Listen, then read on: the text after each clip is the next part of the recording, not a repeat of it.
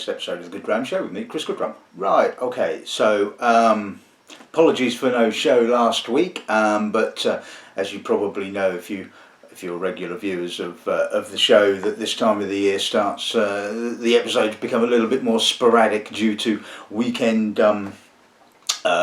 work requirements. So obviously I was working last weekend, and I'll be working again next weekend, although I've got a couple of days off during the week, so I might be able to squeeze in a midweek episode of the show. You lucky people. Anyway, enough of that. We're back to whiskey this week. I know that I really enjoyed doing the two rum tasting episodes, and I know that they don't tend to get as many views as the whiskey ones, so we're back to the whiskey. And I was having a sort of a rummage through. It was basically when I was rummaging through samples for the Port Dundas tasting of a few weeks back, and I was looking at some of the other grain whiskies that samples that I had, and thought, you know what, I've not done one on Strathclyde. I mean, I think I've done Invergordon twice, I think, was it once, possibly. I've certainly done Port Dundas twice. I think I might have done North British or North of Scotland, one of the two. And I thought, well, I've not done Strathclyde, and I mean, it's currently operating. I thought, you know, well, let's have a look at that. I mean, you know, like all of the grain distilleries, it's not much of a looker, it has to be said. It's a pretty industrial looking setup, and it was indeed set up in 1927 by a company called Seager Evans, who were a gin distillers, and it was a set up to basically distill gin. It has a two-column still, and it ferments wheat with a 9% barley mash, and it's not a small distillery. It's got a capacity of 40 million litres of alcohol per year, so certainly not small. In 1936, apparently, the company Seager Evans moved into Scotch whisky, buying the Long John brand, and so started producing grain spirit for that particular blend. And like a number of distilleries, a number of the grain distilleries, I should say, it also housed a malt distillery. And you know, we're not talking about a little column still shoved away in the corner somewhere. You know, an actual building, you know, a physical building, you know, distilling malt, which was called Kinclaith, which I believe was built in 1957 and was finally sort of removed in 1975 when they expanded the distillery. Anyway, so the distillery ended up going through various hands, and ended up at Allied Distillers, and is now part of Shivers Brothers. So obviously the bulk of it will go for Shivers Brothers, but also it feeds the blends Ballantynes and Teachers.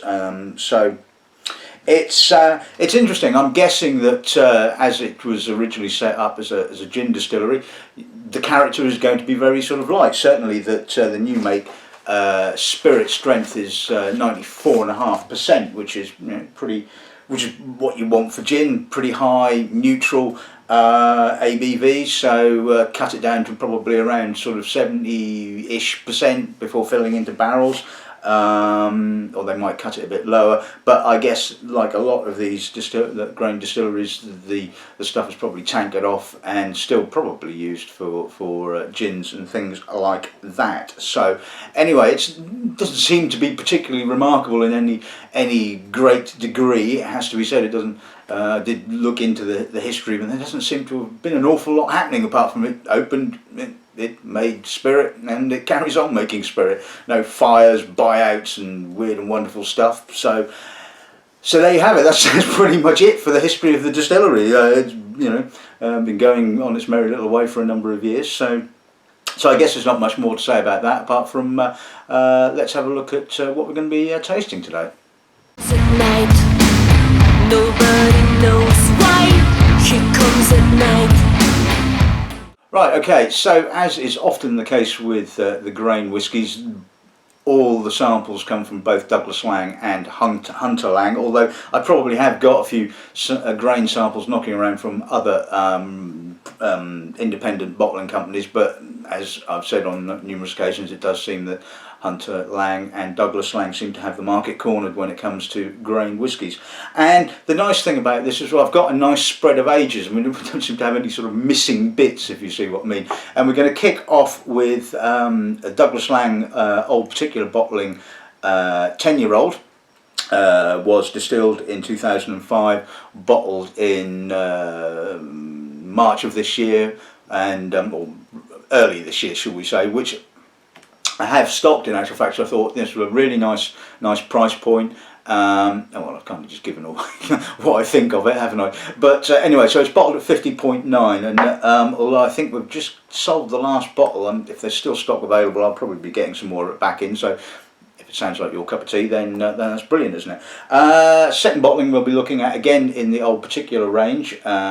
This is bottled at 50.6%, was distilled in 1996 and again bottled middle of this year, thus making it 20 years old. Yes, it's a bit of a jump, but you don't tend to see very many teens of grain bottles. Like I said, on numerous occasions, it's normally about 21 is where you want to sort of start looking at bottling a grain whisky.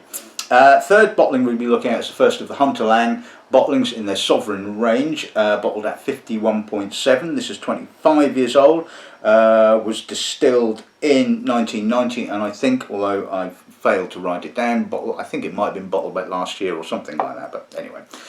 Then we're going to move on to a 27-year-old, again in the Douglas Laing Old Particular range, bottled at 51.5, distilled in 1987 and bottled in mid-August, mid-2015. So we're moving slowly up, and then we're going to get to the two, hopefully the two standout bottlings. This is a 36-year-old bottled in the Hunter Laing Sovereign range at 58.1%. It was distilled in 1977 and bottled in August of 2013. See, I wrote that one down. And finally, the last one we'll be looking at is 40-year-old. This was bottled in the Douglas Laing Xtra Old Particular bottling, comes in the nice box and all that kind of stuff. Bottled at its natural cask strength of 55.4. It was distilled in 1974 and probably bottled tail end of 2014, beginning of 2015. So a number of these obviously probably no longer available. You might find the odd bottle of them on merchants' websites, but anyway, so that's this afternoon's little lineup. So let's kick off with the 10-year-old then, shall we?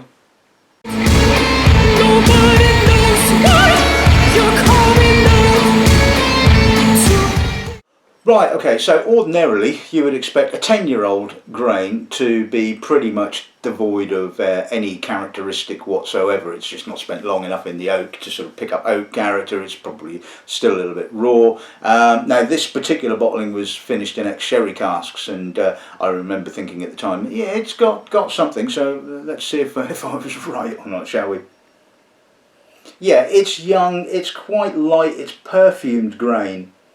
It's quite cereally, but the sherry just sits nicely underneath. It's adding some spicy fruit, a little bit of sherried warmth, and although, like I said, the spirit is fairly young, the sherry is kind of giving it a bit of body. I mean, it's not the most complex. There's a little bit of dried fruit kind of coming through from the grain to kind of mix with the dried fruit from the sherry cask. So in essence, it's got a relative amount of complexity. A little bit of smokiness coming through now, sort of wood smoke. I think that's really appealing. Like I said, it was not particularly expensive. I forget how much it is off the top of my head. Mid-40s, I think. Which you could argue is possibly a little bit expensive for a 10-year-old, but yeah, for sort of a grain whisky, and if you wanted to sort of get into the whole kind of concept of grain whiskies, you know, a lot of the time, because they're being bottled at 20 plus years of age, do tend to be in the 20 plus years of age kind of price bracket. So it's kind of nice to be able to sort of sell something that's not in that kind of price bracket. It's a little bit cheaper. So anyway, let's see what the palate gives us then, shall we?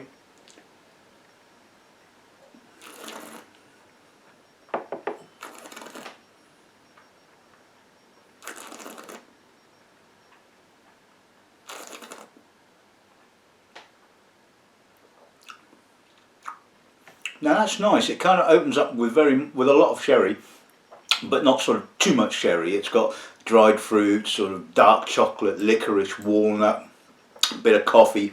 But then the grain kind of comes through on the sort of mid to end palate, with that little bit of dried fruitiness. There's even a little bit of coconut coming through. Apologies for that, small technical issue there. Anyway, where was I? Yeah, so okay, it's not mega complex, but it's a nice combination of a little bit of the sort of sherry character from the oak, and some grain character from the spirit. Pleasant, good price point. Yeah, I think that one's a really good starter, I think.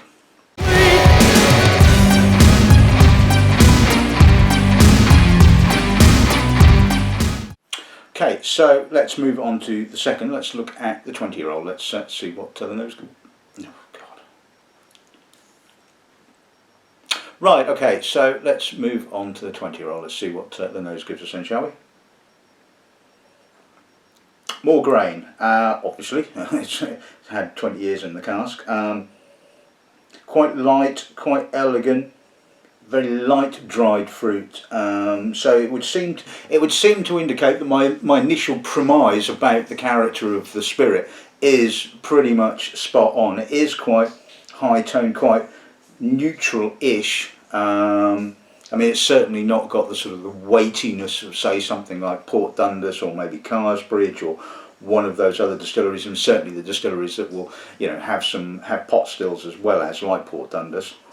But it's nice. It's got a lift to it. It's got a bit of citrusness, some nice dried fruit, a little bit of tobacco smoke, some pleasant oak, but not too much oak. It's all really kind of nicely balanced.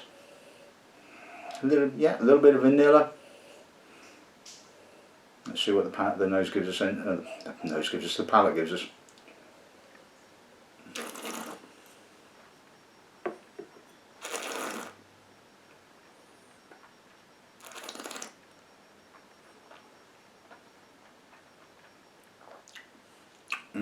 That is lovely, lovely, almost tropical fruit dried character. Again, opens up with a little bit of vanilla oak, but the oak again is fairly subtle, quite spicy, a little bit of citrus, a bit of a grip from the alcohol, kind of slightly mouth-watering on the finish. Not hugely long, it's relatively young. It's kind of pretty much all up front. You get sort of like a nice big hit of that kind of, like I said, almost kind of tropical fruit. And it does kind of just meanders off, shall we say, but kind of does so, quite quickly, shall we say. But yeah, I mean, again, it kind of obviously showcases the style of the distillery, and it's not too over oaked. I mean, Invergordon is another one that I find to be fairly light in character and can often be really, really oaked. But this, yeah, just nicely balanced, I think.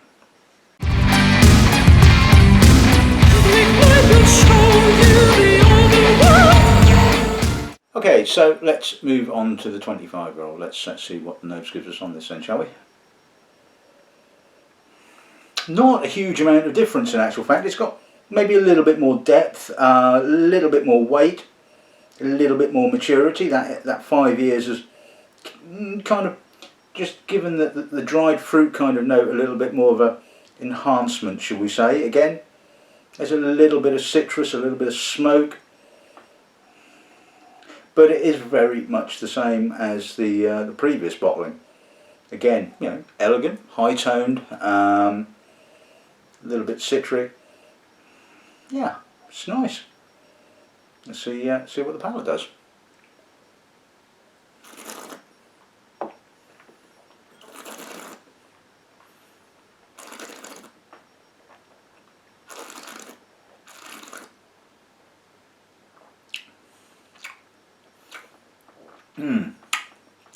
Now we're getting a little bit more oak. The oak is starting to deliver a little bit of coffee notes, some tannins, a bit of grip. The alcohol again is kind of emphasising that sort of lovely, not quite so tropical dried fruit, but that sort of classic grainy dried fruit. It's a bit longer, it's got a little bit more spice, a little bit of smoke coming through on the finish. Yeah, I mean, it's not majorly complex, but I'm guessing that, again, this is obviously the style of the distillery. It's never going to be, but maybe by the time we get to the older bottlings, you know, you will have more of the mature oak character to lend it complexity, but we shall see when we get there.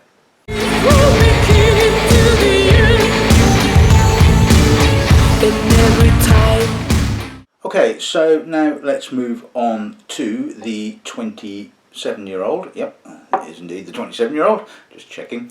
See what the nose gives us. A little bit more fresher vanilla on the nose in this particular bottling. Again, maturity-wise, doesn't smell a huge amount of difference to the previous 25-year-old. Again, light, dried fruits. A little bit maybe more slightly buttery, slightly toffeed oak. Again, fresh, grainy. Yeah, appealing. Let's see what the palate gives us then.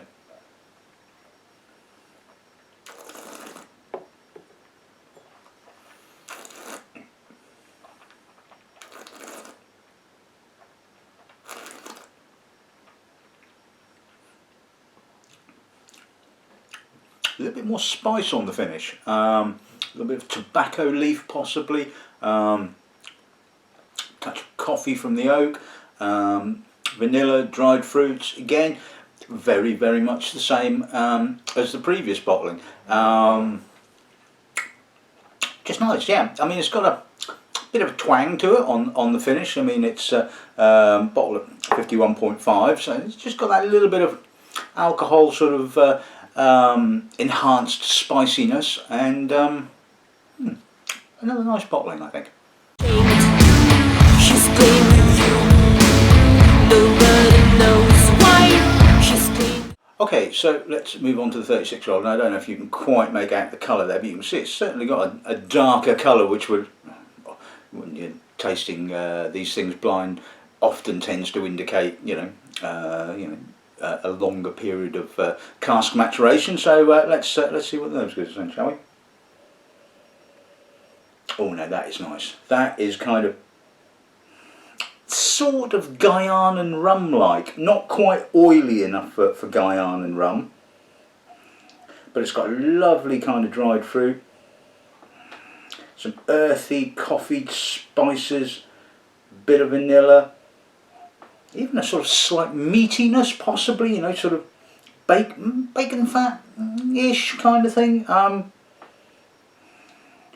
Again, lovely dried fruit, elegant, a little bit more weightier possibly now. This is what an extra sort of, you know, 10 years or so is 9 years is giving you in the cask. There's a lovely kind of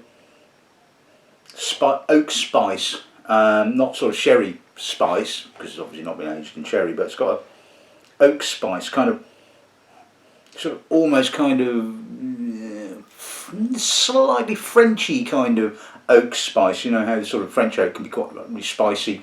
It's kind of almost like that. I mean, I don't think it's been aged in French oak. It certainly doesn't feel that, but it's got that kind of nuance to it, shall we say. And this is actually fabulous nose. I mean, I think this is one of the wonderful things about grain whisky. If you like oak character, then they are quite fascinating beasties, because the spirit is relatively light. It picks up an awful lot of vanilla, which, you know, and oak character, which you may or may not sort of pick up on a malt, because the malt being bigger and weightier and all that kind of stuff. So it kind of gives you an opportunity to kind of, you know, delve into what oak actually does for a spirit, you know. And this is absolutely delightful. Really nice. Let's see if the palate is as good.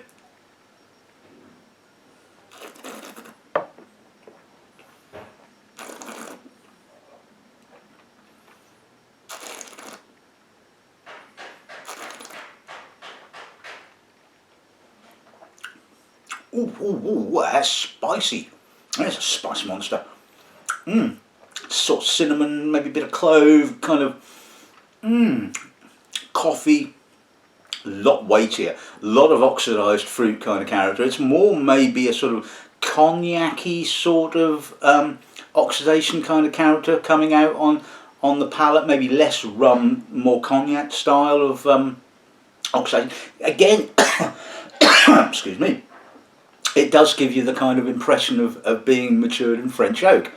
It's possible. I must admit I didn't really sort of look up what cask it had been aged in. One just naturally assumes an American oak.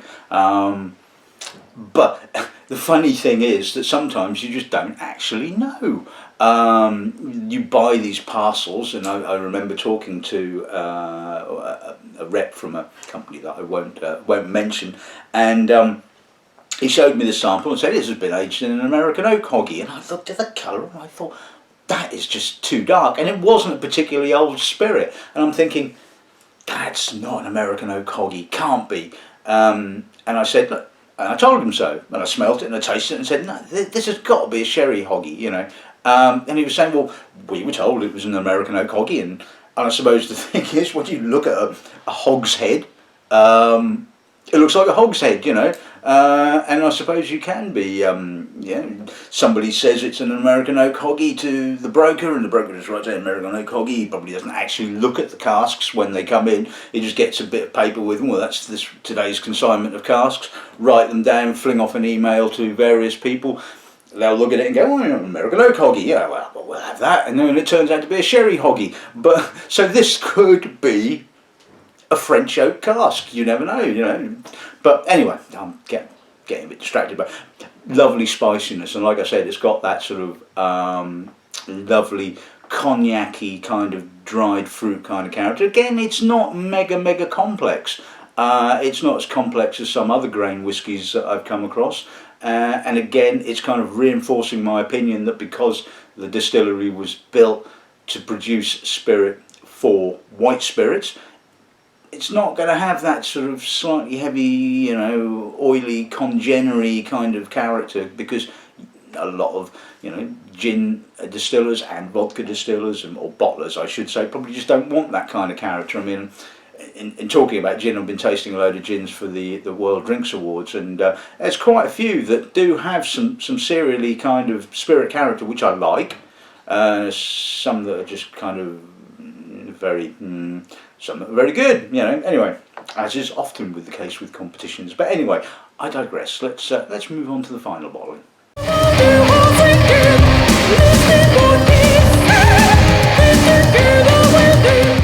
Okay, so the 40-year-old bottled in the Xtra Old Particular range. This hopefully should be good. Let's see what the nose gives us then, shall we? Kind of follows on really from the previous bottling. It's a little bit lighter. There's a little bit more nuttiness going on. More kind of classic vanilla, some cream, tobacco leaf, coffee, light coffee, not dark coffee. Again, lightish dried fruits, bit of spice. Wonderfully elegant and just really soft, and yeah, that's a little bit of citrus kind of coming through.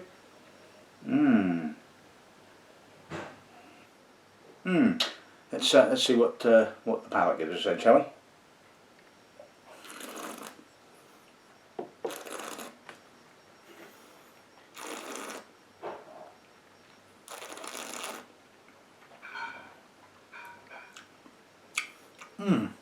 Maybe not quite as spicy, possibly a little bit more dried, sort of cognac-y kind of fruits. Baked apple, some lovely vanilla, some almost fresh vanilla, which is quite amazing considering its age. A little bit of tobacco leaf, a little bit of almost kind of irony kind of metallic, but not sort of unpleasant metallic. It's sort of more of a twang, shall we say, on the finish.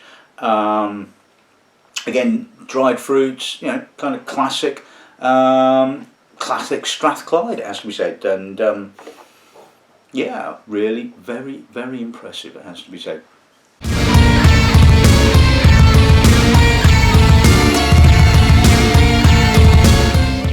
Right, okay, so let's sum today's episode of the show up. But to be honest, this is as probably as much of a, not an eye-opener, but it's interesting to me as it is kind of you guys, because very rarely do I taste them all in kind of one go. Obviously they're released over a number of months, years, and that kind of thing, and you kind of try and build up a sort of a mental log of the distillery characters, but when you're tasting so many whiskies, that is often quite difficult. You forget things. I mean, I forget things. My God, I'm nearly bloody 50 for Christ's sake. I think I'm allowed to forget a few things, aren't I? And so doing this kind of exercise is really, really informative. And so, Strathclyde, like I said, it seems to imply that because it was built to produce gin, that is the style of its spirit. It's relatively light, it's high toned, it's fresh, but it matures really, really nicely, and it doesn't change a huge amount, it has to be said. It gets maybe a little bit more tropical character, you get maybe a little bit more oxidation character from obvious time in the barrel, but essentially the spirit seems to sort of stay fairly constant. That sort of, like I said, that slightly citric, slightly high-toned, elegant kind of style. So yeah, really, really interesting, it has to be said. It's certainly an eye-opener. Anyway, that's this week's episode of the Show in the Bag. If you like the kind of sound of that particular grain, like I said, look it up, see if you can pick up one of these bottlings. If there's some of the 10-year-olds still available, then we will certainly get some back in stock in the next month or so, ready for that time of the year. So anyway, I hope you've enjoyed this week's episode of the show. Like I said, I might, if I've got the time on my sort of days off in the coming week to do an episode, I'll certainly try and do one. And anyway, until then, good afternoon and good ramming.